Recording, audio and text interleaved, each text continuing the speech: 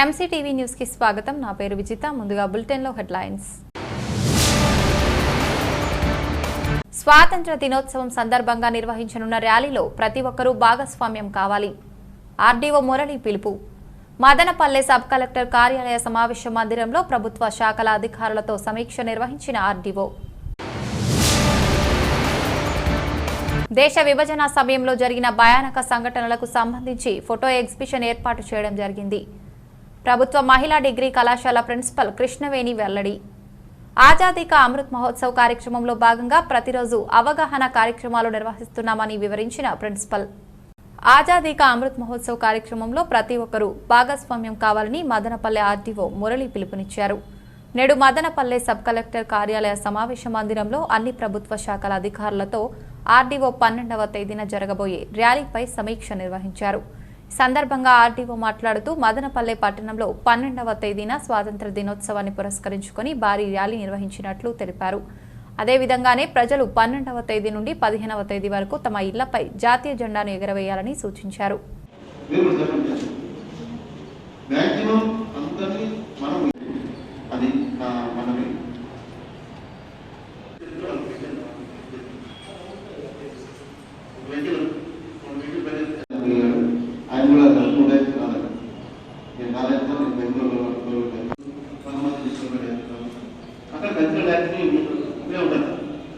ఆజాదీ కా అమృత్ మహోత్సవంలో భాగంగా మనము కేంద్ర రాష్ట్ర ప్రభుత్వాలు జాతీయ పండగ దీన్ని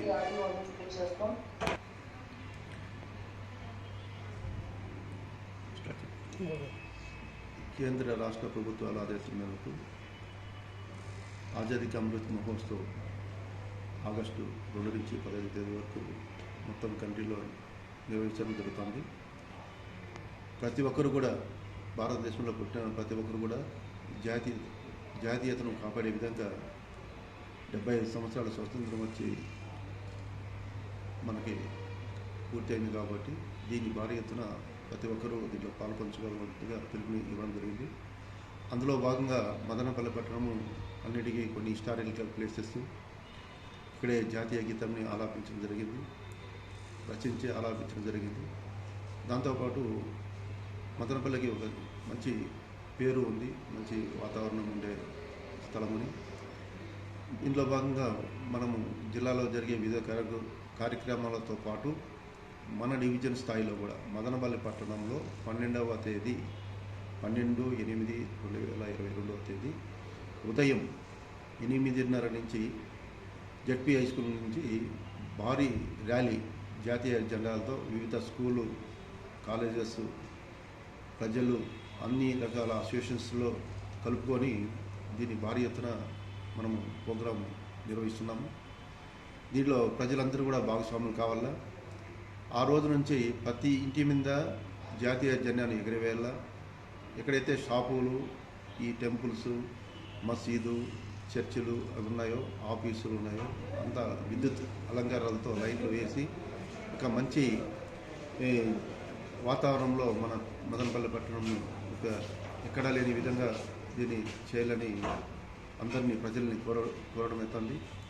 ఆ రోజు జరిగే ప్రోగ్రాంలో కల్చరల్ యాక్టివిటీస్ అయితేనేమి, ముందుగా 11వ తేదీ ముగ్గుల పోటీ కూడా అక్కడ నిర్వహిస్తున్నారు.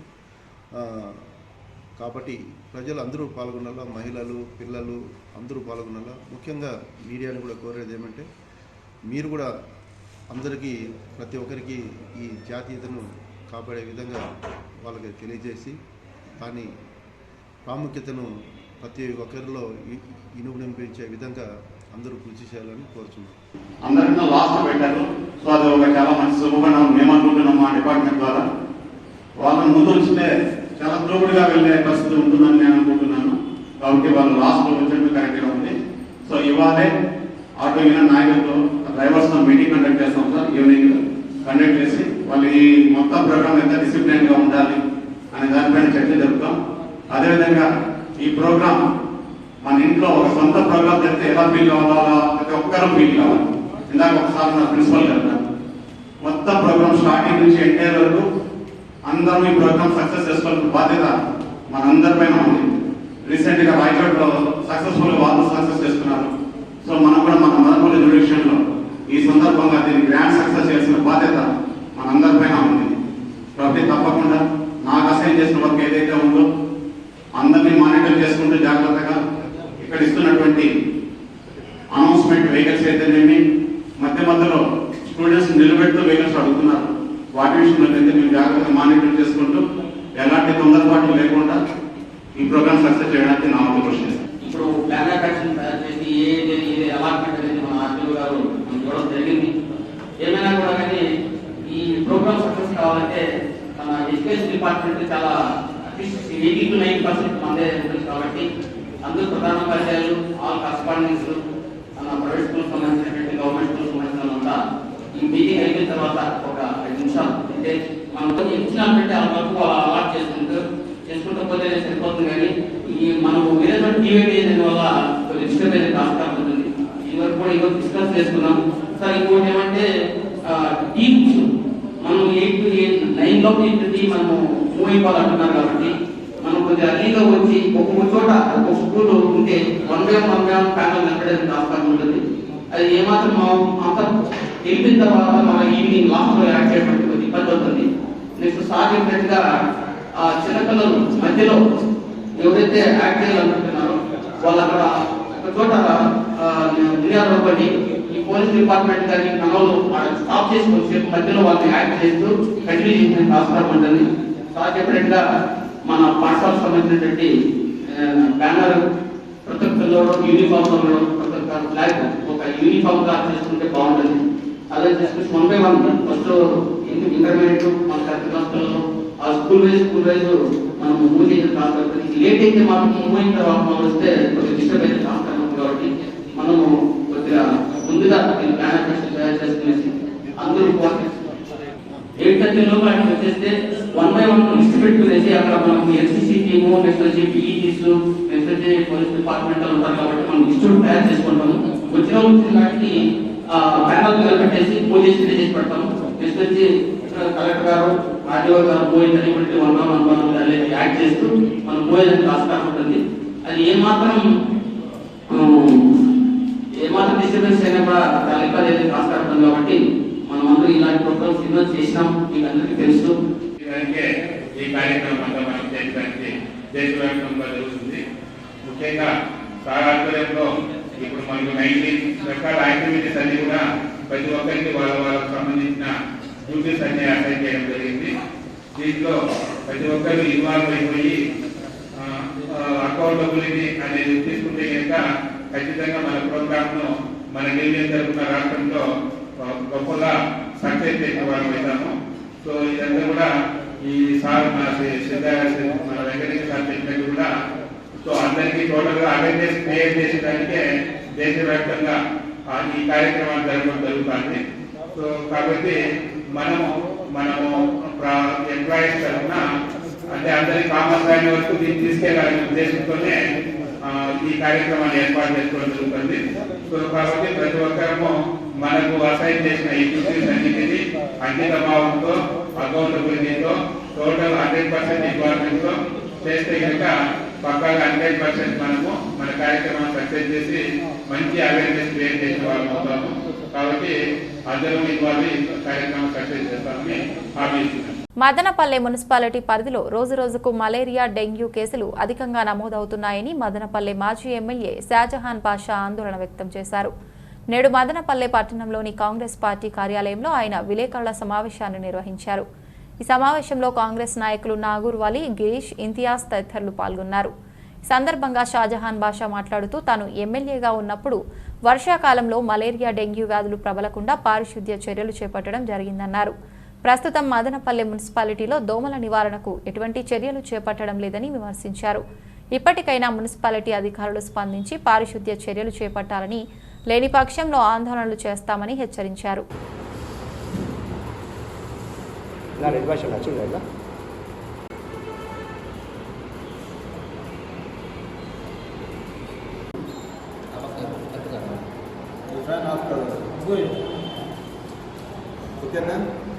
మదనపల్లి పట్టణ పరిస్థితి ఏ విధంగా ఉందంటే పట్టణం అంతా అతలాకుతలంగా మారిపోయింది. వ్యవస్థ ఉందా, పాలకులు ఉన్నారా, ఈ వ్యవస్థలో ప్రజా విలువలకు ఏమన్నా అర్హతలు ఉన్నాయా, ప్రజా బాధ్యత ఉందా? ఎక్కడ లేదు. ఇప్పుడు ఈ సీజన్ స్టార్ట్ అయ్యే ముందు ఇన్ జనరల్, నేను ఎమ్మెల్యే ఉన్నప్పుడు, నేను ఎమ్మెల్యే కాకముందు, దాని తర్వాత ఇన్ జనరల్ ఫాగింగ్ చేసేవాడు. ఎక్కడ వీధులన్నీ ఫాగింగ్ చేస్తూ, కాలువలో ఫాగింగ్ చేస్తూ, ఎక్కడ కూడా దోమలు పెరగకుండా చూసేవాడు. రోడ్ల పరిస్థితి చెప్పాలంటే దయనీయంగా ఉండాలి. ఆటో వాళ్ళు నడపడానికి కూడా బాధపడుతున్నారు. ఆటోలో కూర్చున్న వాళ్ళు ఎగిరి తలకు దెబ్బలు తగిలి చోటు ఇంకా బాధపడుతున్నారు. ఇక అక్కడి నుంచి వస్తే ఈ ఫాగింగ్ టయానికి చేయకుండా ఇళ్ళ ముందర ఉన్న సంబంధించిన కెపాసిటీ పౌడర్ ఇవన్నీ మనం సరైన అవన్నీ స్ప్రే చేయకుండా, ఇప్పుడు ఏమైందంటే పట్టణ పరిస్థితి, ఈరోజు పరిస్థితి మీకు గవర్నమెంట్ హాస్పిటల్లో ఉన్న గవర్నమెంట్ హాస్పిటల్ ఇది జిల్లా హాస్పిటల్ ఎన్ని కాన్స్టిట్యూన్సీకి వస్తుంది? తమ్మళ్ళపల్లికి వస్తుంది, పీలేరుకి వస్తుంది, పొంగునూరుకి వస్తుంది, మదనపల్లికి వస్తుంది. ఇన్ని కాన్స్టిట్యూన్సీలకి మదనపల్లి జిల్లా హాస్పిటల్. ఈ హాస్పిటల్లో వచ్చేది 10% మనుషులు, మిగతా 90% మనుషులు ప్రైవేట్ హాస్పిటల్ ఉంటారు. దీంట్లో 50 డెంగీ కేసులు వచ్చినాయి. దాదాపు దిక్కులేనన్ని జ్వరాలు కేసులు ఉన్నాయి. ఈరోజు తెల్లవారి మా గిరీషు ఈ డాక్టర్ సుధాకర్ అని చిన్నపిల్లల డాక్టర్ అక్కడ వెళ్తే అక్కడ క్యూలో ఎంతమంది, ఎన్ని వందల మంది పిల్లలు ఉన్నారో జ్వరాలతో ఎవరు తెలియదు. ఆ విధంగా ఉంది. ఇక వేరే హాస్పిటల్ పరిస్థితి చాలా అయోమయంగా ఉంది. ఈ పట్టణ వ్యవస్థలో పనిచేసే వాళ్ళు ఉండారా లేదా, పాలక వ్యవస్థ ఉందా లేదా, రోడ్లు అంటారా ఎక్కడ రోడ్లు లేవు, కాలువలు లేవు. నేను సిటిఎం రోడ్లో నుంచి బర్మా రోడ్లోకి అర్జెంట్ రోడ్లోకి వెళ్ళాలంటే ఆ రోడ్డుకు 1.5 అడుగు గుంత ఉంది. ఎవరు అది వచ్చిందే మోస్ట్ డిజర్వింగ్ రోడ్, ఎందుకంటే అక్కడ ఉన్న నాయకుల రోడ్ అది. ఇంకా అక్కడ నుంచి వస్తే ఎస్బీఐ కాలనీ ఇంకొక రోడ్డు, అక్కడ ఇంకొక నాయకుల రోడ్డు. మీరు ఎస్బీఐ తిరుపతి రోడ్ నుంచి ఎస్బీఐ కాలనీ ట్రాక్ తీసుకోలేదు. మీరు గుంతలంటే చాలా దారుణమైన గుంతలు. ఇది అక్కడి నుంచి వస్తే మదనపల్లి పట్టణంలో మీరు ఇది చూడండి, డిఎస్పీ బంగ్లా ముందర చూడండి, మళ్ళీ వచ్చింది ఇది హైవే కనెక్టివిటీ రోడ్. ఇక అక్కడి నుంచి వస్తే మీరు ఈ రింగ్ రోడ్లో డీకేపల్లి ముందర ఆ సరౌండింగ్ ఇక్కడ కూడా రోడ్డు బాగలేదు. ఇంకా ఇక్కడ చూడండి సంతగేట్ సరౌండింగ్ ఆ గుంతలు చూడండి. ఈ విధంగా ఇచ్చాము. మదనపల్లి టౌన్ 2014 నాటికి మదనపల్లిలో ఎక్కడ కూడా రోడ్డు వేసుకునే అంత సందర్భం ఎవరికి కల్పించలేదు. మీ బాధ్యతలు గుర్తించి తక్షణం మీరు గవర్నమెంట్ నుంచి ఏ గ్రాంట్ ఇస్తారో తీసుకురండి. హాస్పిటల్ ఉన్న పిల్లలకంతా చూడండి, హెల్త్ కాన్షియస్ తీసుకోండి. మీరు కాలువల్లో వచ్చి ఆయిల్ బాల్స్ వదిలితే దానివల్ల మీకు ఏమవుతుందంటే ఎక్కడ కూడా శానిటేషన్ పర్ఫెక్షన్ వస్తుంది. ఏదేదో చెత్త బండి అంట, అదేదో శబ్దం చేసుకుంటూ వస్తుంది. ఇన్ని ఏళ్ళు చెత్తనే తీయలేదు, ఎవరు చెత్త ఎత్తలేదా? లేదా చెత్త ఎవరు మీరే కొత్తగా తీస్తున్నారా? దానికి ఒక చెత్త బండి, దానికి ఒక సాంగ్, మళ్ళీ దానికి 200 రూపాయలు ఛార్జ్, మళ్ళీ 300 కూడా, 600 కూడా. ఎవడా ఇది ప్రజాస్వామ్యంలో మీకు ఎవడా ఇది అధికారం ఇచ్చాడు మీకు? ఇదంతా పద్ధతి కాదు. దయచేసి మేము సూటిగా అడుగుతున్నాము, ప్రజా విలువలు పెంచండి. దయచేసి దేశ జాలాలకు పోవద్దండి. మీరు తప్పకుండా మదనపల్లి పట్టణ పౌరులు మనమందరము, మన పట్టణం బాగుండాలి, మన బాధ్యత. దయచేసి ఆరోగ్యరీత్యా చిన్న పిల్లలందరూ చాలా బాధపడుతున్నారు. వీళ్ళకు ప్రికాషనరీ మెజర్స్ తీసుకుని కావాల్సిన ఒక ఇమ్మీడియట్ హెల్త్ క్యాంప్ పెట్టి గవర్నమెంట్ డాక్టర్స్ వచ్చిందో ఎంసీటీవీ కానీ మన లోకల్ ఛానల్స్ అందరితో మాట్లాడి ఏ ప్రికాషన్స్ తీసుకోవాలో మీరు అందరికి చెప్పి ప్రజలకు అనారోగ్యం నుంచి కాపాడే బాధ్యత మన అందరికీ చెప్పి పిల్లలు కాపాడే బాధ్యత మనందరికీ సరైనగా తెలియజేస్తుంది. తపాలా శాఖను ప్రైవేటీకరించడాన్ని వ్యతిరేకిస్తూ దేశవ్యాప్త హెచ్చరిక సమ్మెను నిర్వహించడం జరిగిందని postal joint council of action division అధ్యక్షులు రమణమూర్తి తెలిపారు. నేడు మదనపల్లె తపాలా కార్యాలయం ఎదుట పీజేఏసీ ఆధ్వర్యంలో సమ్మె నిర్వహించారు. కార్యక్రమంలో పోస్టల్ సంఘ నాయకులు రెడ్డప్ప, అమర్నాథ్, నటరాజ్ కుమార్, కుమారస్వామి తదితరులు పాల్గొన్నారు. ఈ సందర్భంగా వారు మాట్లాడుతూ తపాలా శాఖను ప్రైవేటీకరించడానికి తీవ్రంగా కృషి చేస్తున్న విషయం తెలిసిందే అన్నారు. పోస్టల్ శాఖలో లాభం వచ్చే శాఖలను ప్రైవేట్ సంస్థలకు బదిలీ చేసేందుకు కేంద్ర ప్రభుత్వం చర్యలు చేపట్టిందని అన్నారు. దీన్ని నిరసిస్తూ సమ్మె చేపట్టామని, ఈ ఆలోచనను విరమించుకొని పక్షంలో ఆందోళన ఉధృతం చేస్తామని చెప్పారు.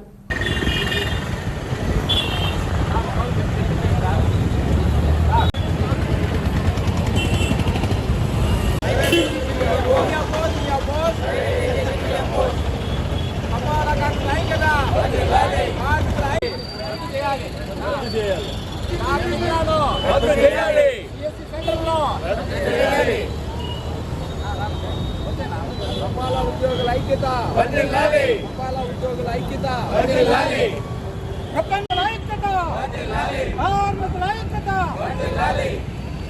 ప్రభుత్వం ముందు వైఖరి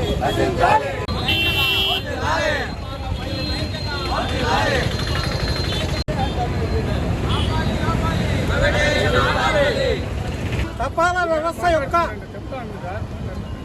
దాని యొక్క ప్రాముఖ్యత గురించి ఈరోజు ఆ వ్యవస్థను నిర్వీర్యం చేసే పరిస్థితిలో ఇక్కడ ఉన్నటువంటి మోడీ గవర్నమెంట్ ఉంది కాబట్టి ఈ వ్యవస్థను నిలబెట్టుకోవడానికి ఇవాళ దేశవ్యాప్త సమ్మె జరుగుతూ ఉంది.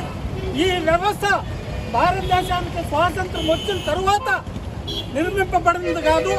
బ్రిటిష్ కాలంలోనే 150 ఏళ్ళకు ముందు ఈ వ్యవస్థని నెలకొల్పి భారతదేశంలో కొనసాగింపబడుతూ ఉంది. అదేవిధంగా భారతదేశానికి స్వాతంత్రం వచ్చిన తర్వాత ఏదైతే ప్రభుత్వ రంగాల్ని ఏర్పాటు చేసుకున్నదో రాజ్యాంగము, ఆ వ్యవస్థలంతా ఇప్పటికే ఇక్కడ ఉన్నటువంటి భారత పాలక ప్రభుత్వాలు నిర్వీర్యం చేయడం జరిగింది. అందులో భాగంగానే తపాలా వ్యవస్థతో కూడా రావడం జరిగింది. దాన్ని ఎటువంటి పరిస్థితుల్లో ప్రైవేటు వ్యక్తుల చేతుల్లోకి పోకుండా ఆనాడే 150 ఏళ్లకు ముందే ఇక్కడ చిన్న మొత్తాలు కలుపుకొని ఇక్కడ ఉన్నటువంటి భారత ప్రజలకు ఇన్సూరెన్స్ అని అనేకమైనటువంటి స్కీములను ప్రవేశపెట్టి భారతదేశం ప్రజలకి ఉపయోగపడే విధంగా అప్పుడు ఉన్నటువంటి బ్రిటిష్ వారు నిర్ణయాలు తీసుకొని ఉంటే ఇప్పుడు వచ్చినటువంటి పాలక పక్షాలు దాన్ని నిర్వీర్యం చేస్తూ ఇంత చరిత్ర కలిగినటువంటి వ్యవస్థని ప్రజల చేతుల్లో అందుబాటు లేకుండా నిర్వీర్యం చేసి బడా పెట్టుబడిదారి వ్యవస్థకు అప్పచెప్పాలని ప్రయత్నిస్తుంటే పూర్తిగా వ్యతిరేకిస్తూ ఇక్కడ ఉన్నటువంటి ప్రజా ఆస్తుల్ని, ప్రజా సంస్థల్ని, ప్రజా ఉపయోగమైనటువంటి వ్యవస్థలు ఏవైతే ఉన్నాయో వాటిని కాపాడుకోవాల్సిన బాధ్యత ప్రతి ఒక్క భారత పౌరుడి పైన ఉందని చెప్పి ఈ సందర్భంగా తెలియజేసుకుంటూ, మోడీ ఇవాళ నీకు పేరు ఉండొచ్చు, ఇవాళ 10 ఏళ్ళుగా నిన్ను భారత ప్రజలు నీ ప్రలోభాలకు నిన్ను నాయకులుగా ఎన్నుకొని ఉండవచ్చు. రాబోయే కాలంలో ఇటువంటి ప్రజా వ్యతిరేక విధానాలు నువ్వు తీసుకున్నట్లయితే ప్రజల చేతుల్లో ఒక్కుగాక తప్పదని, ఈ ప్రజా వ్యతిరేకత నిన్ను కాల్చి పూర్తి చేయక తప్పదని ఈ సందర్భంగా హెచ్చరిస్తున్నాం. ఈరోజు కేంద్ర సంఘాల పిలుపు మేరకు all India postal employers NFP తరఫున దేశవ్యాప్తంగా ఈరోజు అనగా 10/8/2022 ఒక్కరోజు దేశవ్యాప్త సమ్మెకు పిలుపునివ్వడం జరిగింది. దీని యొక్క ముఖ్య ఉద్దేశం ఏమంటే తపాలా శాఖను ప్రైవేట్ పరం చేయకుండా మా ఆస్తులు మేము కాపాడుకుంటామని గవర్నమెంట్కు ఘంటాపథంగా చెప్తున్నాము. మరియు తపాలా శాఖను IPPBలో మెర్జ్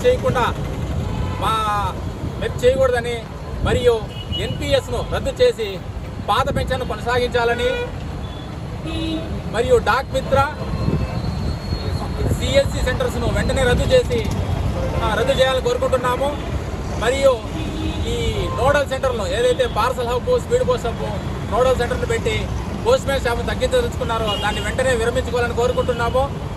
మరియు GDS ఉద్యోగులను, గ్రామీణ తపాలా ఉద్యోగులను రెగ్యులర్ చేయాలని కోరుకుంటున్నాము. ఇవి మా ముఖ్యమైన డిమాండ్. ఇందుకోసము మేము ఈ ఒక్కరోజు దేశవ్యాప్తంగా సమ్మె చేస్తున్నాము. ఈ మా యొక్క కోరికలు నెరవేరిన పక్షంలో మేము నిరవధిక సమ్మెకు మేము వెళ్తామని ఘంటాపథంగా ఈరోజు సభాముఖంగా తెలియజేసుకుంటున్నాను. ప్రజల ఆస్తులన్నింటినీ కూడా సంపాదించి రాజ్యాంగం కల్పించిన హక్కులన్నింటినీ కాలరాస్తున్నటువంటి మోడీ ప్రభుత్వానికి వ్యతిరేకంగా కేంద్ర సంఘం పిలుపు మేరకు ఈ ఒక్కరోజు సమ్మె చేయడం జరుగుతూ ఉంది. ఈ తపాలా శాఖ సేవల్ని ఎన్నో రకాలుగా వినియోగించుకొని ఈ భారత ప్రభుత్వం మన నుంచి సేకరించిన డబ్బును కూడా విచ్చలవిడిగా ఖర్చు పెట్టుకుంటూ ఉద్యోగుల హక్కులను కాలరాస్తూ ఎన్పిఎస్ని ఇంట్రడ్యూస్ చేసి సిపిఎస్ని ఇవ్వకుండా అడ్డుకున్నటువంటి ఈ కేంద్ర ప్రభుత్వాన్ని నిజంగా గద్దెదించాల్సిన అవసరం ఉంది. ఈ 24 లోపల ఈ మోడీ గవర్నమెంట్ ఏ ప్రజల యొక్క ఆస్తిని కూడా అంబానీ అదానీ చేతుల్లో పెట్టేదానికి సిద్ధంగా ఉంది. అటువంటి దుర్మార్గమైన చర్యలకి మనం అడ్డుకట్ట వేయాలా, సమిష్టిగా కృషి చేసి భారత ప్రజలందరూ కూడా గమనించాల్సిన అవసరం ఉంది. ఇక ప్రజల ఆస్తి అనేది ఉండదు. రిలయన్స్కో అదానీకో అంబానీకో అమ్మేసి వెళ్ళిపోయే పరిస్థితి 24 లోపల జరుగుతుందని మరి నేను ఒక్కాణిస్తూ ఈ ప్రభుత్వానికి వ్యతిరేకంగా ఈ ప్రభుత్వం తీసుకుంటున్నటువంటి ప్రైవేటీకరణ చర్యలకు వ్యతిరేకంగా రాబో కాలంలో అన్ని యూనియన్లు కలిసి సంఘటితంగా నిరవధిక సమ్మెకు వెళ్ళడానికి కూడా మేము వెనుకాడబోమని మరీ కేంద్ర ప్రభుత్వాన్ని హెచ్చరిస్తున్నాం. దేశ విభజన సమయంలో జరిగిన భయానక సంఘటనలకు సంబంధించి ఫోటో ఎగ్జిబిషన్ ఏర్పాటు చేయడం జరిగిందని మదనపల్లె ప్రభుత్వ మహిళా డిగ్రీ కళాశాల ప్రిన్సిపల్ కృష్ణవేణి తెలిపారు. నేడు మదనపల్లె పట్టణంలోని ప్రభుత్వ మహిళా డిగ్రీ కళాశాలలో ఫోటో ఎగ్జిబిషన్ ఏర్పాటు చేయడం జరిగింది. ఈ సందర్భంగా ప్రిన్సిపల్ మాట్లాడుతూ ఆజాదీ కా అమృత్ మహోత్సవ్ కార్యక్రమంలో భాగంగా తమ కళాశాలలో ఈ నెల 2వ తేదీ నుండి వివిధ కార్యక్రమాలు చేపట్టడం జరిగిందన్నారు. అందులో భాగంగానే దేశ విభజన సమయంలో జరిగిన భయానక సంఘటనలకు సంబంధించిన ఫోటోలతో కూడిన ఎగ్జిబిషన్ను ఏర్పాటు చేశామన్నారు.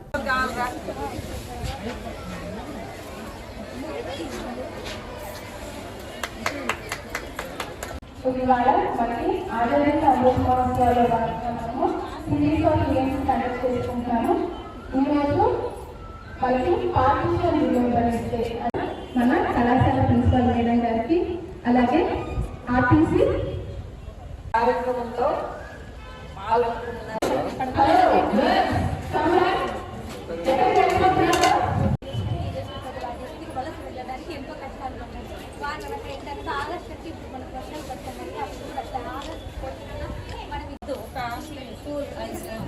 షిప్పుల్లో ప్రయాణించే ప్రజలు మళ్ళీ ముస్లిం లీగ్ వాళ్ళు మీటింగ్లు పెట్టుకొని మనం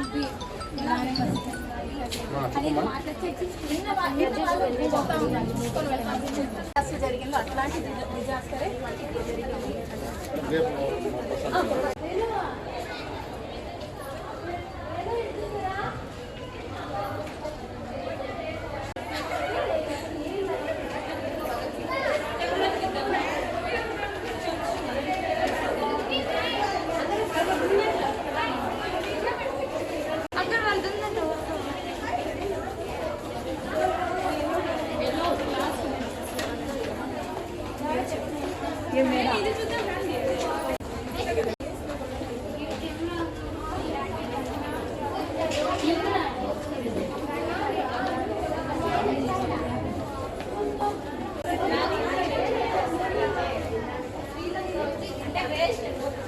రోజుకు ఒక ప్లేస్ లో అంటే ఒకరోజు ఆర్టీసీ బస్ స్టాండ్ లో కానీ, ఒకరోజు కోర్టు దగ్గర కానీ, ఒకరోజు ఇంకా ఎక్కడ జనాభా కూడా ఎక్కువగా ఉంటుందో అక్కడ మీరు ఇవి ఎగ్జిబిట్ చేసి దీనికి గురించి ప్రజలకు తెలియచెప్పి, అంటే స్వాతంత్రం రావడానికి ఎంత కృషి చేశారో అనేది ప్రజలకు కూడా తెలియజేసి 13, 14, 15 3 రోజులు కూడా మనము నేషనల్ ఫ్లాగ్ మన ఇళ్లపైన ఆఫీసుల పైన ఎగరవేసుకునేదానికి పర్మిషన్ ఉందని తెలియజేయాలనే ఉద్దేశంతో ఈ కార్యక్రమాన్ని మేము ఆర్గనైజ్ చేస్తున్నాం. దీంట్లో అందరూ భాగస్వాములే. ప్రతి ఒక్క పౌరుడు కానీ పౌరురాలు కానీ భాగస్వాములు కావాలనే ఉద్దేశంతో ఈ బృహత్ కార్యక్రమాన్ని మన గవర్నమెంట్ దీన్ని పెద్ద ఎత్తున ఆర్గనైజ్ చేయాలనే ఉద్దేశంతో రోజుకు ఒక కార్యక్రమాన్ని మనం చేస్తున్నాము.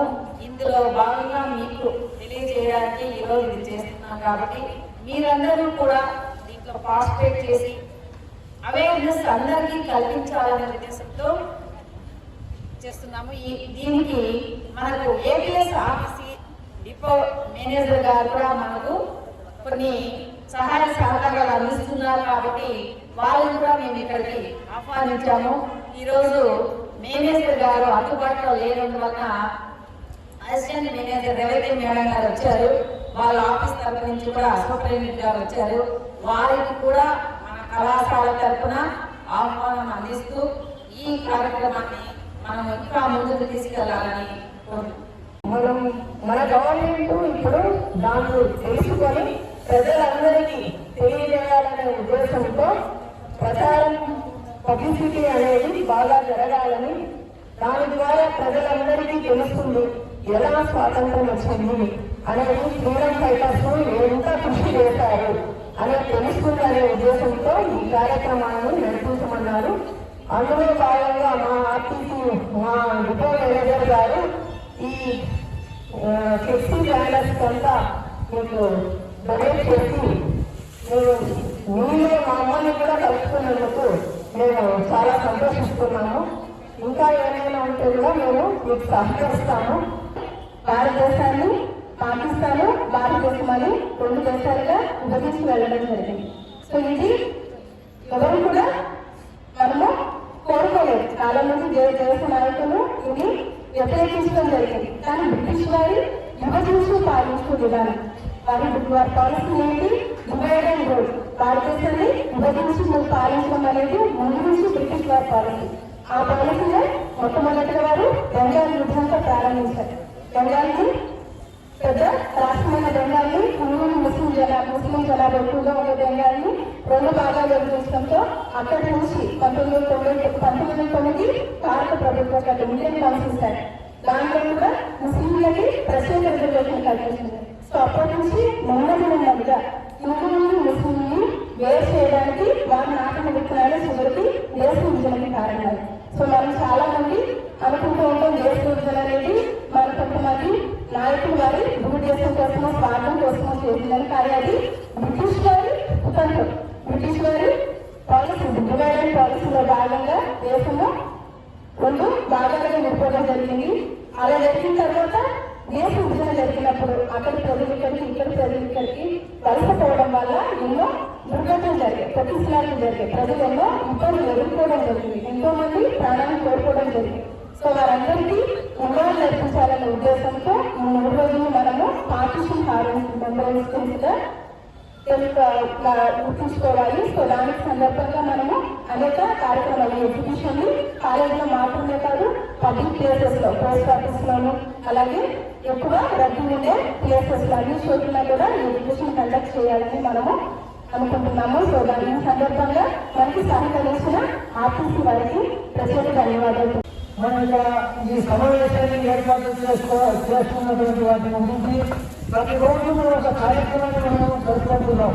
ఎందుకంటే మన ఆగస్టు 8వ తేదీన క్విట్ మూమెంట్ గురించి మనము ఇక్కడ మన కళాశాలలోనే ఒక సమావేశాన్ని ఏర్పాటు చేస్తున్నాం.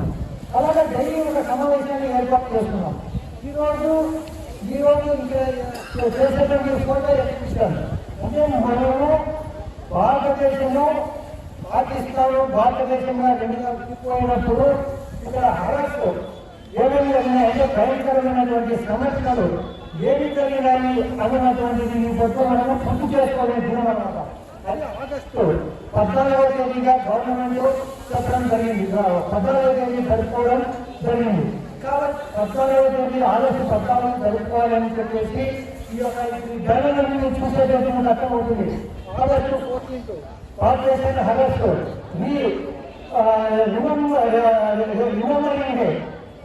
అంటే మనం గుర్తు చేసుకోవాలి. అంటే ఆనాడు ప్రజలు ఏమైనా వలసపోతున్నారు. భారతదేశం నుంచి పాకిస్తాన్ వాళ్ళు, పాకిస్తాన్ నుంచి భారతదేశానికి వచ్చేవాళ్ళు, ప్రజలు వాళ్ళ యొక్క పరిస్థితులు ఏమైనా ఉన్నాయి. అలాంటి సంఘటనలు చాలా కఠినకరంగా ఉన్నాయి. పిల్ల పాప ప్రజల యొక్క ట్రైన్లో ట్రైన్ ఎక్కిపోతున్నారు జనము. అంటే కాపు మీద కూడా ప్రయత్నిస్తున్నారు. అలాగా వలసపోతూ నడిచిపోయేవాళ్ళు, మంచి ఎద్దుల మీద పోయేవాళ్ళు, ప్రధానమంత్రి అన్ని చూసుకున్నట్లయితే అలాంటి సమావేశం పరిస్థితులు అర్థమవుతాయి.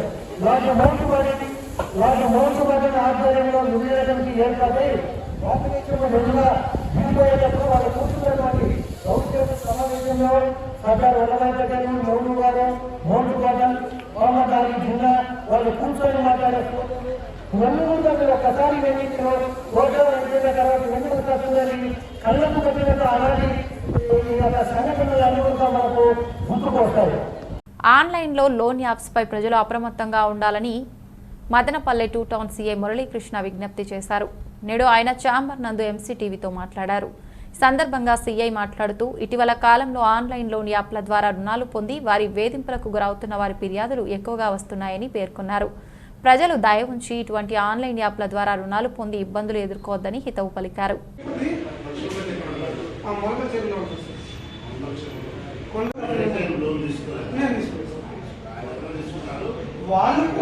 అవును సార్, ఆయన లోన్ తీసుకునేటప్పుడు నేను మనంత రెఫరెన్స్ నెంబర్ మొత్తం కదిరి ధర్మవరం ఎంటైర్ ఫోటోగ్రఫీ అన్ని కలిపి మేము పే చేస్తాం లోన్ అంత చెప్పాలి.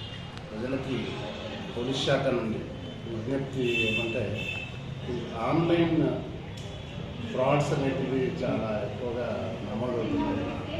ముఖ్యంగా లోన్స్ ఇస్తామని చెప్పేసి వాటి నుండి ఏదో ఆశపడి లోన్ తీసుకోవడం, తర్వాత వాళ్ళ డేటా అంతా కూడా సేకరించి వడ్డీలకు ఎక్కువగా వేసి వాటిపైన వాళ్ళని పీడించడం జరుగుతూ ఉంది. అదేవిధంగా కంపెనీల పేరుతో మేము మీకు ఉద్యోగాలు ఇప్పిస్తాము, లేదా ఏషియా పసిఫిక్ మాల్ అటువంటి దాంట్లో ఇన్వెస్ట్మెంట్ పెట్టండి, మీకు డబుల్ అవుతుంది మీ ఇన్వెస్ట్మెంట్, లేదా ట్రేడింగ్ యాప్స్, ఓటీపీ చెప్పండి అనేటువంటి ఎన్నో రకాలుగా జరుగుతూ ఉంది మోసాలు ఆన్లైన్. ఈ ఆన్లైన్ మోసాల్లో ముఖ్యంగా వీళ్ళు చాలా వరకు మన దూర ప్రాంతాల్లో ఉంటారు. అదేవిధంగా కొత్త కొత్త టెక్నాలజీస్ వాడుతుంటారు. వాటిని డిటెక్ట్ చేయడం చాలా కష్టంతో కూడుకున్న పని. దానికంటే ముందుగా మనం అవేర్గా ఉంటే చాలా వరకు తగ్గించవచ్చు ఇటువంటి నేరాలను. ఎవరు కూడా కొత్త వ్యక్తుల మాటలు విని డబ్బు వేయడం కానీ, లేదా మీ డబ్బు వెనక్కి రావడానికి ఇంకా కొద్దిగా డబ్బు వేయండి అని ఒక ట్రాప్లోకి వాళ్ళని లాగడం కానీ జరుగుతాయి. అటువంటి వాటి పట్ల జాగ్రత్తగా ఉండడం ప్రస్తుతానికి మన దగ్గర ఉన్న మార్గం.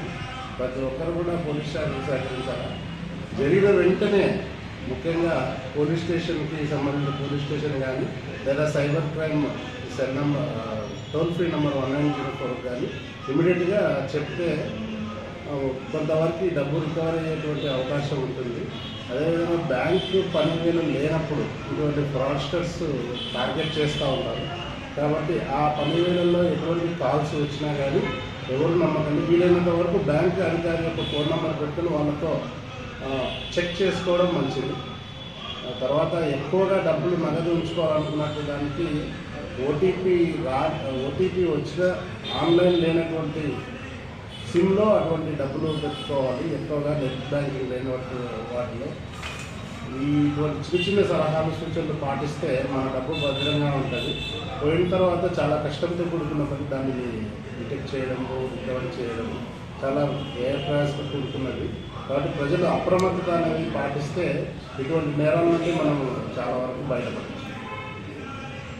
మైఫోర్స్ ఆధ్వర్యంలో నిర్వహించనున్న మదనపల్లె క్రికెట్ ప్రీమియర్ లీగ్ను జయప్రదం చేయాలని మైఫోర్స్ వ్యవస్థాపకులు మహేష్ పిలుపునిచ్చారు. నేడు మదనపల్లె పట్టణంలోని బీటీ కళాశాల మైదానంలో విలేకరుల సమావేశం జరిగింది. ఈ సమావేశంలో మైఫోర్స్ సభ్యులు పాల్గొన్నారు. ఈ సందర్భంగా వారు మాట్లాడుతూ కరోనా కారణంగా గత 2 సంవత్సరాలుగా ఈ యొక్క ప్రీమియర్ లీగ్ నిర్వహించలేకపోయామని, ఇప్పటి వరకు దాదాపు 30 జట్లు ఈ టోర్నీలో పాల్గొనడానికి వచ్చాయని తెలిపారు.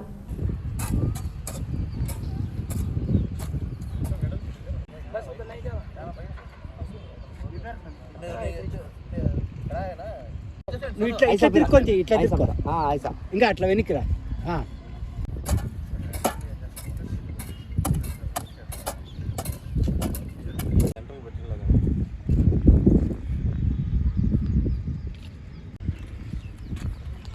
సెంటర్కి వచ్చాను మీరు.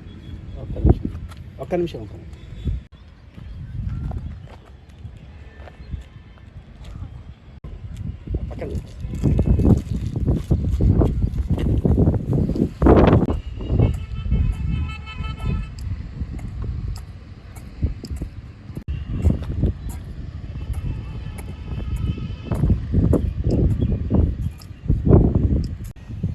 మైఫోర్స్ ఆధ్వర్యంలో 2016 నుంచి క్రికెట్ టోర్నమెంట్లు నిర్వహించడం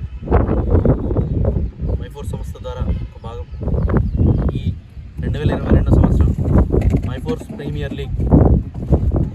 సీజన్ 4ను ఈ శనివారం ఆగస్టు 13వ తేదీ నుంచి ఈ పీటీ కాలేజ్ గ్రౌండ్లో ప్రారంభించబోతున్నాం. ఈ టోర్నమెంట్లో గెలిచిన మొదటి బహుమతిగా 40,116 అలాగే ఈ ట్రోఫీని అందించడం జరుగుతుంది. రెండవ బహుమతిగా 20,116 ఈ ట్రోఫీని, మూడవ బహుమతిగా 10,116 ఈ ట్రోఫీని. అలాగే ప్రతి మ్యాచ్లో బెస్ట్ పర్ఫార్మెన్స్ ఇచ్చిన వ్యక్తులకు మ్యాన్ ఆఫ్ ది మ్యాచ్గా, అలాగే మ్యాన్ ఆఫ్ ది సిరీస్, అలాగే మా టోర్నమెంట్కి అతిథులుగా వచ్చినటువంటి వారికి కానీ లేదా వివిధ రకాలుగా సహకరించిన వాళ్ళకి కానీ మొమెంటోస్ ఇవ్వడం కానీ, గెలిచిన ఈ టోర్నమెంట్లో ప్రతిభ కనపరిచిన ప్రతి ఒక్కరిని సన్మానించే విధంగా ఈ టోర్నమెంట్ ఒక కార్పొరేట్ స్థాయిలో నిర్వహించాలని అన్ని విధాల నిర్వహించాం. ఇప్పటికే దగ్గర 30 టీములకు పైగా రిజిస్ట్రేషన్ కూడా చేసుకోవడం జరిగింది. రేపు ఈవినింగ్కి రిజిస్ట్రేషన్స్ క్లోజ్ చేస్తాం. 13వ తేదీ శనివారం ఉదయం 9:30కు ముఖ్య అతిథుల సమక్షంలో ఈ టోర్నమెంట్ ప్రారంభించబోతున్నాం. ప్రతి ఒక్కరూ క్రికెట్ అభిమానులు, క్రికెట్ ప్రేమికులు, క్రికెట్ ఆడేవాళ్ళు ఎలాగైతే పార్టిసిపేషన్కి వస్తారో క్రికెట్ని ఎంకరేజ్ చేసేదానికి ప్రజలు కూడా, ప్రేక్షకులు చూసేదానికి కూడా ప్రజలు కూడా తరలి రావాలని మైఫోర్స్ తరఫున నేను మదనపల్లి ప్రజలందరికీ కూడా కోరుకుంటున్నాను. బులెటిన్ ముగించే ముందు హెడ్లైన్స్ మరొకసారి. స్వాతంత్ర దినోత్సవం సందర్భంగా నిర్వహించనున్న ర్యాలీలో ప్రతి ఒక్కరూ భాగస్వామ్యం కావాలి. ఆర్డీఓ మురళి పిలుపు. మదనపల్లె సబ్ కలెక్టర్ కార్యాలయ సమావేశ మందిరంలో ప్రభుత్వ శాఖల అధికారులతో సమీక్ష నిర్వహించిన ఆర్డీఓ. దేశ విభజన సమయంలో జరిగిన భయానక సంఘటనలకు సంబంధించి ఫోటో ఎగ్జిబిషన్ ఏర్పాటు చేయడం జరిగింది. ప్రభుత్వ మహిళా డిగ్రీ కళాశాల ప్రిన్సిపల్ కృష్ణవేణి వెల్లడి. ఆజాదీ కా అమృత్ మహోత్సవ్ కార్యక్రమంలో భాగంగా ప్రతిరోజు అవగాహన కార్యక్రమాలు నిర్వహిస్తున్నామని వివరించిన ప్రిన్సిపల్. ఇది వాల్టి బులెటిన్. మరొక బులెటిన్లో మళ్ళీ కలుసుకుందాం. అంతవరకు సెలవు. నమస్కారం.